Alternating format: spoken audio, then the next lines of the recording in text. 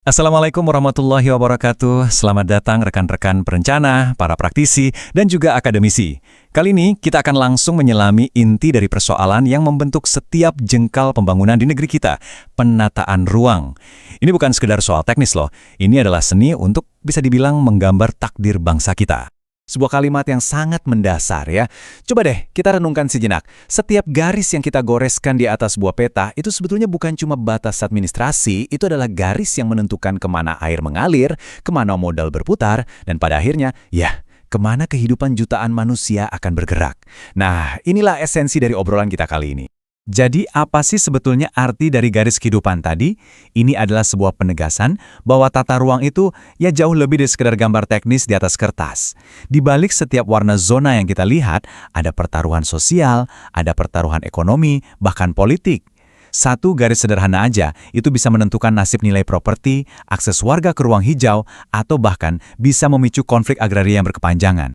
Nah, di sini kita bisa lihat betapa vitalnya peran tata ruang. Pertama, ini adalah cara kita berkomunikasi dengan alam, menjadi instrumen utama kita untuk mencegah bencana seperti banjir dan longsor. Kedua, tata ruang itu ibarat seorang dirijen yang menyelaraskan orkestra pembangunan. Dia memastikan sektor pertambangan nggak mematikan pariwisata, industri nggak menggusur lumbung pangan kita. Tentu saja, ini adalah fondasi kepastian hukum untuk investasi.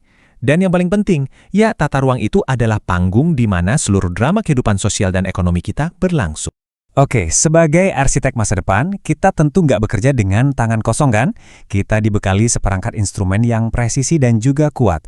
Anggap saja ini seperti paletnya seorang seniman atau skalpelnya seorang ahli bedah. Yuk kita bedah satu persatu, apa saja sih instrumen utama yang kita miliki? Hal yang paling krusial untuk kita pahami dari tabel ini adalah logika penerjemahannya. Coba perhatikan, gimana sebuah visi besar di tingkat nasional yang digambarkan dalam skala 1:1 juta, itu secara sistematis diterjemahkan, dipertajam, sampai jadi super detail di tingkat kota dengan skala 1:5.000. Inilah yang kita sebut prinsip hierarki komplementer. Sistem ini memastikan kebijakan strategis nasional, contohnya tol laut, bisa nyambung sampai ke penentuan di mana sebuah ruko boleh dibangun. Tanpa sistem ini, yang ada cuma kekacauan. Nah, sekarang mari kita bicara soal realitas. Proses perencanaan yang ideal di atas kertas seringkali berhadapan dengan kenyataan yang, ya, cukup pahit di lapangan. Ruang itu sumber daya yang terbatas. Karena itu, proses perencanaan seringkali menjadi sebuah arena, tempat di mana bukan cuma kepentingan sektoral, tapi juga harapan, modal, dan bahkan kekuasaan saling berbenturan. Di dalam arena ini, penting banget buat kita untuk bisa membedakan dua jenis benturan ini. Yang pertama, konflik ruang. Ini ibarat pertarungan antara dua elemen yang berbeda, kayak api dan air. Contohnya, pertambangan di bawah teluk yang indah versus pariwisata selam di atasnya. Keduanya nggak bisa jalan bareng. Di sisi lain, ada kompetisi ruang. Nah, ini persaingan untuk fungsi yang sama. Misalnya, dua developer perumahan yang sama-sama mengincar satu lahan strategis. Solusinya beda. Konflik butuh keputusan kebijakan yang fundamental, sementara kompetisi bisa diatur lewat zonasi yang adil. Lalu apa jadinya ketika navigasi di arena konflik tadi gagal? Ketika integritas dikesampingkan, kasus penyalahgunaan ruang di kawasan Bopuncur yang akhirnya memicu bencana ekologis dan juga jerat hukum, ini adalah pengingat yang sangat-sangat menyakitkan bagi kita semua. Ini membuktikan bahwa selembar peta tata ruang di tangan yang salah, itu bukan cuma merusak lingkungan, tapi juga bisa jadi malapetaka hukum bagi para pengambil kebijakan itu sendiri. Tapi, tantangan dan risiko tadi jangan sampai bikin kita pesimis. Justru sebaliknya, ini menegaskan betapa krusialnya pekerjaan kita. Karena setiap detail RDTR yang kita kerjakan di daerah, pada hakikatnya adalah satu batak kecil yang kita sumbangkan untuk membangun sebuah visi yang maha besar, Indonesia Emas 2045. Coba kita lihat alur di sini. Ini menunjukkan betapa logisnya sistem kita seharusnya bekerja. Mimpi besar bangsa di RPJPN diterjemahkan jadi target-target yang lebih terukur dalam RPJMN. Nah, disinilah peran krusial kita sebagai perencana. RTWW dan RDTR itu jadi jembatan yang menghubungkan mimpi besar tadi dengan realitas di lapangan. Kalau satu mata rantai ini putus, misalnya RTWW nggak sinkron dengan RPJMN, maka visi besar itu selamanya hanya akan jadi dokumen di atas laci. Tentu saja, sebagai perencana kita nggak bisa berpikir dengan cara kemarin. Tata ruang harus dinamis. Anggap saja slide ini adalah software update bagi kita semua. Isu-isu kayak pembangunan IKN, ekonomi hijau, adaptasi perubahan iklim, sampai digitalisasi perizinan lewat OSS, ini semua bukan lagi pilihan.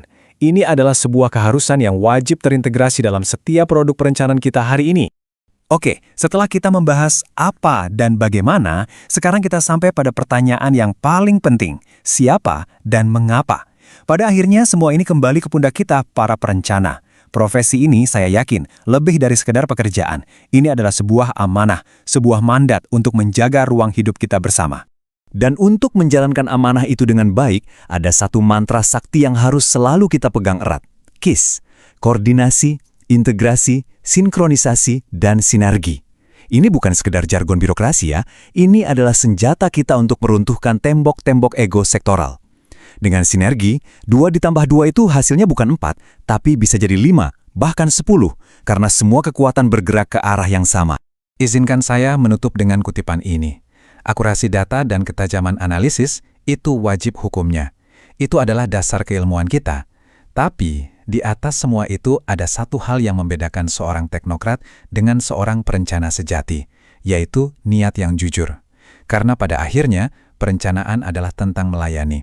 Sebuah amanah yang kelak akan kita pertanggungjawabkan, bukan cuma di hadapan hukum, tapi juga di hadapan sejarah dan Tuhan.